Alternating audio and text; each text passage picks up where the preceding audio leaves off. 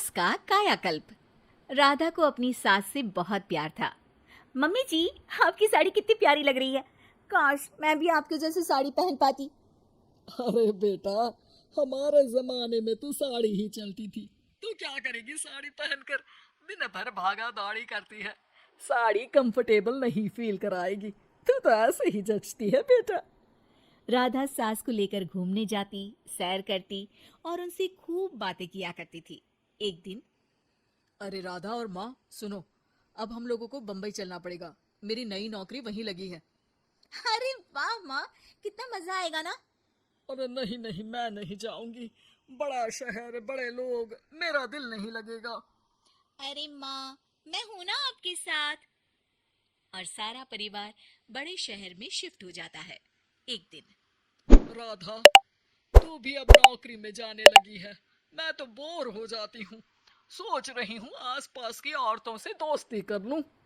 हाँ हाँ माँ, और क्या, यहाँ की औरतें तो किची पार्टी और बहुत सी फन लविंग एक्टिविटी करती हैं। तो बेटा, दो चार फन लविंग से मुझे भी मिलवा देना। बहू सास के साथ बाहर निकलती है तो देखती है कि सास की उम्र की जो औरतें टहल रही हैं, उनका पहनावा ओढ़ावा सास से बिल्कुल अलग है। लेकिन फिर भी राधा एक औरत को रोकती है। Hello aunty, how are you? Oh great darling. Aunty, हम लोग यहाँ नए शिफ्ट हुए हैं। ये मेरी मम्मी है। क्या ये कल से आप लोगों को ज्वाइन कर सकती हैं?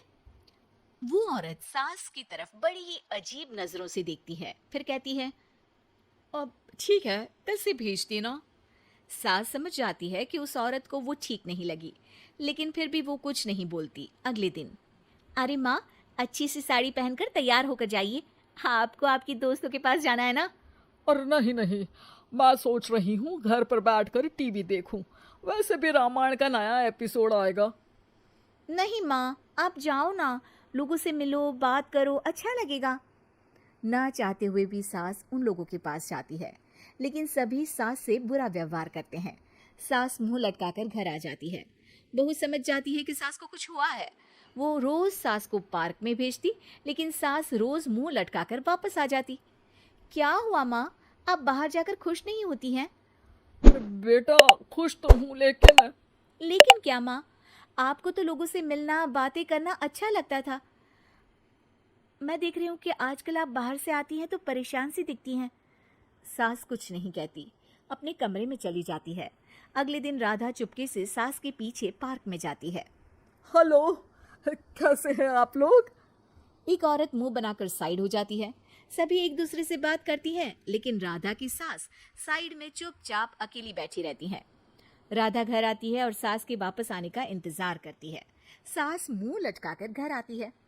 अरे मम्मी जी, तब से इंतजार कर रही हूँ, जल्दी तैयार हो जाइए, मार्केट जाना है। राधा सास को लेकर बाजार जाती है और उन्हें कुछ मॉडर्न कपड़े दिलाती है। अगले दिन सास उन कपड़ों को पहनकर पार्क में जाती है। Oh my God, you are looking gorgeous. Beautiful top. कहाँ से लिया? हे, मेरे घर में कल किटी है, तुम जरूर आना। अजीब औरतें हो तुम लोग। मैं रोज आती थी तब तो तुम लोग सीधे मुंह बात भी नहीं करती थी। आज इन कपड़ों को देखकर तुम मुझे घर बुला रही हो। लेकिन सुनो, अब मुझे तुम लोगों से कोई बात नहीं करनी और ना ही दोस्ती करनी है। अरे तुम तो बुरा मान गई। वैसे दोस्ती नहीं करनी थी तो ये कायाकल्प क्यों किया? ये मेरी बहू ने किया है। मैं यहाँ सिर्फ ये देखने के लिए आई थी कि तुमको मुझसे समस्या है या मेरे कपड़ों से। कपड़े तो बदले जा सकते हैं। अच्छा चलो, जो भी हो, अब हम लोग तुम्हें अपने साथ रखने को तैयार हैं। लेकिन अब मुझे तुम लोग नहीं पसंद। ये बोलकर राधा की सास वहां से चली जाती है। वाह माँ जी, आज तो आपका चेहरा खिला खिला सा लग रहा है। लगता है आपकी सहेलियों ने आपको अपना लिया। हाँ, वो तो अपनाना ही था। दिखावे वाली जो है वो, मेरे कपड़े बदलते ही उनका दिल बदल गया। लेकिन आज मैं उन्हें मना कर आई, अरे क्यों माँ जी? क्योंकि उन लोगों को मुझसे नहीं मेरे कपड़ों से दोस्ती करनी थी। वैसे मेरे पास तो तू है ना, मेरी प्यारी बहू। मुझे किसी की जरूरत नहीं है। अरे नहीं नहीं माँ जी, आप ऐसा क्यों सोच रही हैं? बेटा, ये गलत भी तो नहीं है। जैसा देश वैसा भेष। क्यों? ठीक है ना माँ, अब जब ये हम लोगों का देश है तो क्यों ना हम यहाँ का भेष अपना ले।